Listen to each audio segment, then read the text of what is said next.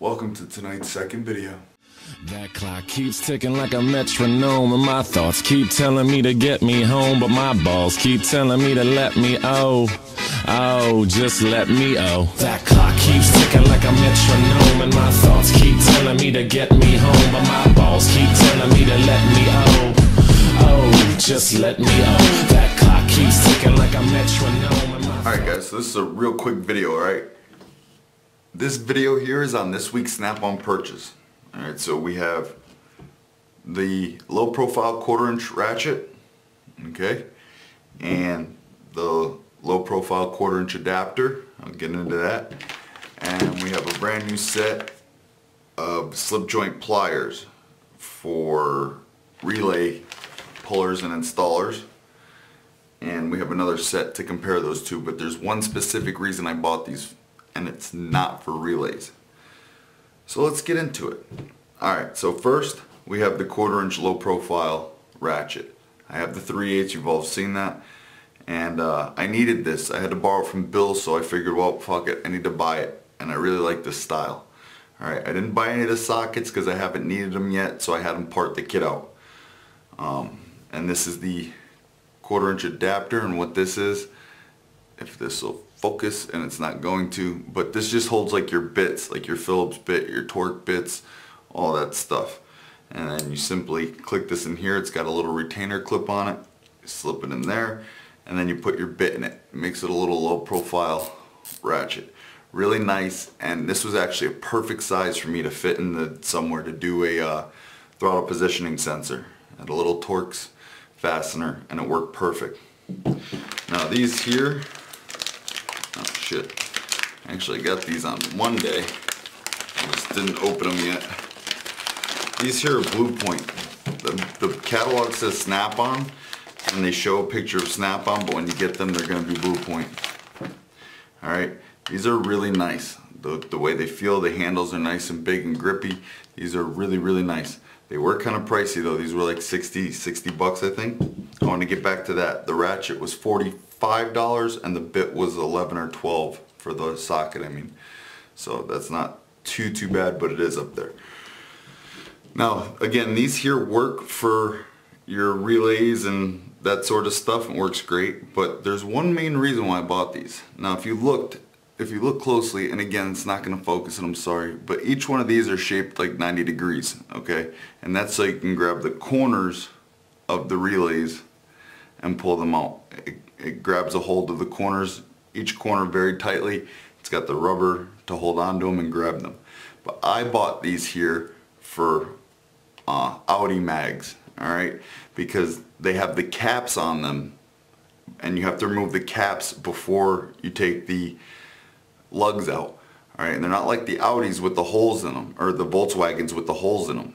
They do not have holes. So these get in there perfectly, grabs the corners of them and pulls them out. It's great. So if I need them for that, I can use them for that, or if I need them for that, use them for that. You got it.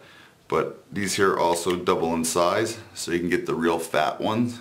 Alright, again, they're slip joint, and the real small ones. Now, for regular relay pulling, I have these here. These are the Lyle relay pullers. Alright, these are perfect, and they have little 90-degree ends on these two.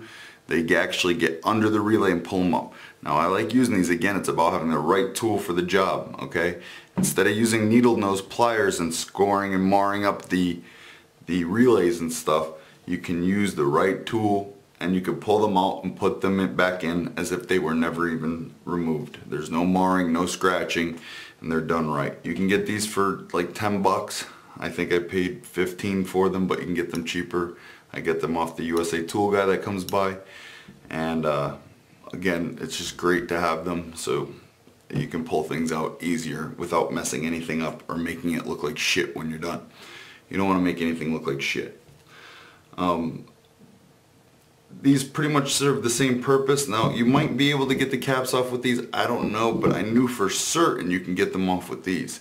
The only reason why I don't think you can with these is because the lips on the end, how they come underneath for grabbing underneath the relay. Like these ones come in, grab underneath, and you pull up, and these ones simply just pinch the sides real tightly, and they have the rubber and slide them up. So either way, I have both sets, so I mean, it doesn't matter. If I run into an issue, I should be able to pull a relay out of your mom's ass. You know, I mean, it's just, again, the right tool for the job. Now I'm gonna throw in a little bonus I got here, okay? This here I got because these are always great. This is a battery terminal puller or a windshield arm puller, all right? And how this works is it has a cone here, and the cone goes up and down, and as it goes up and down, this is spring loaded, and it'll clamp in. Once you get to your desired width, then you go ahead and turn this, and that brings the shaft down, which pulls it up. This is good for your stubborn battery terminals, okay? Battery terminals that have been on there for a while, when you loosen them up, they won't come off. And again, so you don't have to stick a screwdriver in there and pry them and mar the terminal all up. You can go ahead and put this in there, and it'll pop it right out, and it'll be as good as new, just like it was before you ever touched it. So again, the right tool for the right job. I think that's the third time I said that, but that's fine. Very, very handy tool. I paid $25 for it. A little pricey. Actually, what I bought it for to use it, I bought it and I needed it at that moment, and it didn't work. It just didn't. I forgot the reason why it didn't work, but it didn't work. But now I have it for other things, so again, that's cool. And last but not least, I had this, and I got it again. Although I have the Ingersoll Rand, this was one of my favorite air hammers. I absolutely loved it.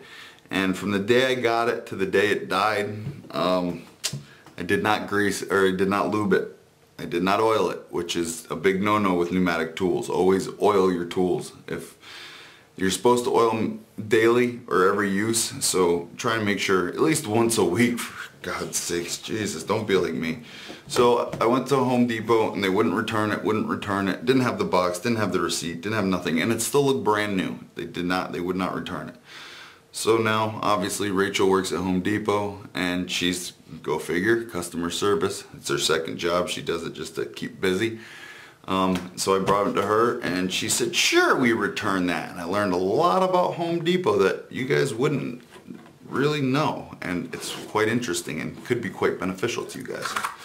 So this is the air hammer. So it comes with the attachment to put your bits on and off, but no one uses these. These things, I hate these things. They're a pain in the ass, and it's just better to get the quick disconnect. And then the gun comes in this, well, first you got some literature, and then the box. I don't care about that.